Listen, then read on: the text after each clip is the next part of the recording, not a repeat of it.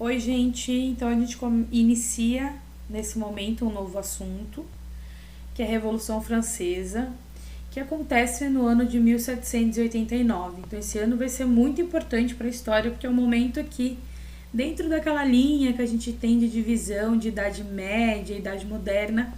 1789, com a Revolução Francesa, a gente inicia a Idade Contemporânea, que é o que a gente está vivendo agora. Então, tudo que acontece e aconteceu a partir da Revolução Francesa, a gente estuda como Idade Contemporânea na história.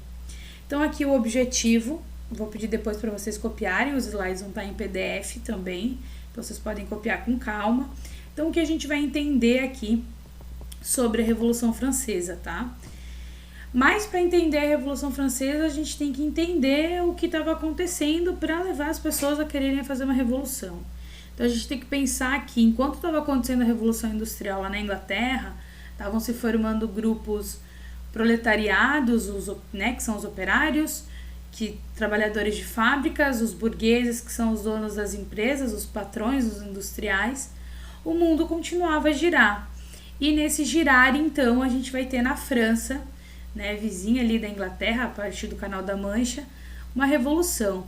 Toda vez que aparecer o termo revolução, saibam que revolução é tudo aquilo que transforma ou muda alguma estrutura, seja ela política, seja ela social, seja ela econômica. Por exemplo, a Revolução Industrial transformou o modo de produzirmos objetos, coisas, Se antes era artesanato, agora temos máquinas.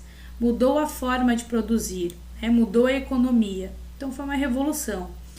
A Revolução Francesa, então, ela vai mudar, vai ocorrer uma grande mudança política e social, tá? Então vai mudar muita coisa. Então a França, no final do século XVII, passava por grandes crises econômicas, tá? E vai deixar quem era mais pobre continuar muito pobre, na miséria. Vamos entender como é que acontecem essas crises. Em 1784, a gente vai ter uma crise na produção agrícola por causa de secas. Em 1785, já a produção agrícola vai sofrer com inundações, ou seja, serão 2 anos seguidos onde os produtores, os camponeses vão ter prejuízos nas suas produções, gerando então assim miséria. A industrialização não vai se desenvolver na França da maneira que se desenvolve na Inglaterra. Eles vão ter altos impostos, isso vai fazer com que a burguesia não consiga desenvolver, Então a gente vai ter uma população pobre no campo e uma população muito pobre nas cidades. Então, um fator muito importante, grande, vai ser as despesas com guerras. Então a França sempre está envolvida com guerras, É um reino muito importante, dessa forma acaba sempre envolvido com guerras, e guerras são caras, custam muito dinheiro aos cofres públicos, e a última guerra que eles se envolvem, então, é contra a Inglaterra, quando eles dão apoio aos americanos que estão lá buscando sua independência. E um gasto que vai ser exorbitante serão os gastos dos luxos da realeza, ou seja, do rei, da rainha, de toda a família, de todo mundo que vivia ali, os nobres dentro dos castelos e tudo mais. Aqui é um trecho da Maria Antonieta, tá? De um filme. Então aqui é só pra gente ver como era a vida dela, tá? Então vocês podem reparar aqui o Palácio de Versalhes, as roupas dela, muito luxuosa, Vocês podem reparar ali. Ela vai pegando, vai vestindo vários. Então, os leques, muitos vestidos. Tudo pago com o dinheiro, Jantares, festas, sempre servidos, com comida de qualidade. Eu vou passar mais uma parte aqui. Joias, bebidas, Aqui vocês podem ver festas. Então, tudo isso eram luxos que existiam na nobreza. E era financiado por quem? Pelos impostos pagos pelos mais pobres, tá? E isso vai gerando uma grande insatisfação aos burgueses, que faziam parte desse grupo que pagava altos impostos, e a população mais pobre, tá? Quem quiser assistir o filme, ele mostra mais ou menos como era a vida dessa última rainha da França, que é a Maria Antonieta, e ele está disponível no YouTube algumas cenas. Então aqui como é que funcionava? A gente vai ter então a nobreza lá no alto dessa pirâmide, o primeiro estado então que vai ser representado pelo clero, que é 1% da população, mas que vão ser os que vão ter terras, cargos de prestígios, privilégios, não vão pagar imposto, ou seja, isenção fiscal. O segundo estado, né, é a nobreza, que é 2% da população, e que eles vão ter também todos esses poderes. E o terceiro estado, então, que é a burguesia, mais os camponeses e mais os sans-culottes, que são as pessoas que vivem nas cidades, que vão ter todas as obrigações de impostos, né, para manter tudo isso. Mas saibam que eram gastos muito altos do rei e da nobreza, tá? Isso vai gerando insatisfação na população. Esse aqui, então, é o rei Luís XVI, que para tentar resolver esses problemas financeiros, ele vai convocar os Estados Gerais.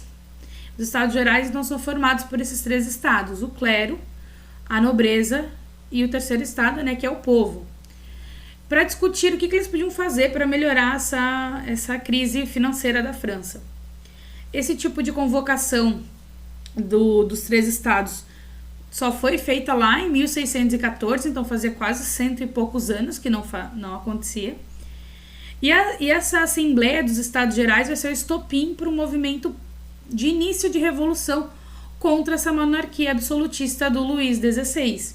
Então aqui ele já começa a perder o domínio sobre o terceiro estado. Então a gente vai ter um início desse movimento revolucionário a partir do dia 5 de maio de 1789. Então nessa convenção eles vão discutir as ideias de como solucionar a crise financeira. Então qual é a ideia do terceiro estado? Que a nobreza e que o clero também deveriam pagar impostos, né? Mais que justo, todo mundo paga imposto. O clero e a nobreza não aprovaram essa ideia, logicamente. A ideia do primeiro e do segundo estado, que é o clero e a nobreza, é que deveriam aumentar os impostos da população. A burguesia, que estava representando o povo, que é o terceiro estado, não aceita. Começa a rolar então esse impasse, não vai para frente as ideias. O que o Luís XVI resolve fazer? Fecha a convenção, olha, vamos acabar com isso e eu decido o que vai ser feito. Só que o terceiro estado permanece na sala, no palácio, e decide que só sai do palácio com uma constituição que desse direitos iguais para todos. E ali esse terceiro estado então vai declarar aberta a Assembleia Nacional Constituinte. Então essa Assembleia Nacional Constituinte tinha o objetivo de criar uma constituição que limitaria os poderes do rei, né, que acabasse com os privilégios políticos e sociais da nobreza, né, vamos dizer assim, que acabasse com o poder absolutista do rei, que tivesse uma constituição que ele tinha que seguir e que ele não podia mandar e desmandar como ele quisesse. Então, essa Assembleia Nacional que ficou lá no Palácio discutindo isso, como criar uma constituição, vai gerar uma repercussão em Paris, né? O Palácio de Versalhes fica próximo a Paris, então essas informações chegam lá e começam a acontecer manifestações, agitações, revoltas populares, e a gente vai ter então o dia 14 de julho, uma data simbólica que é comemorada então na França, o dia da Revolução Francesa. Então no dia 14 de julho de 1789, a população então vai lá e toma a Bastilha. O que seria a Bastilha? A Bastilha foi uma prisão por muito tempo, e ali era um símbolo do absolutismo. Ali se guardava algumas armas, algum pólvora, algumas coisas do exército, mas ali a Bastilha representava o rei.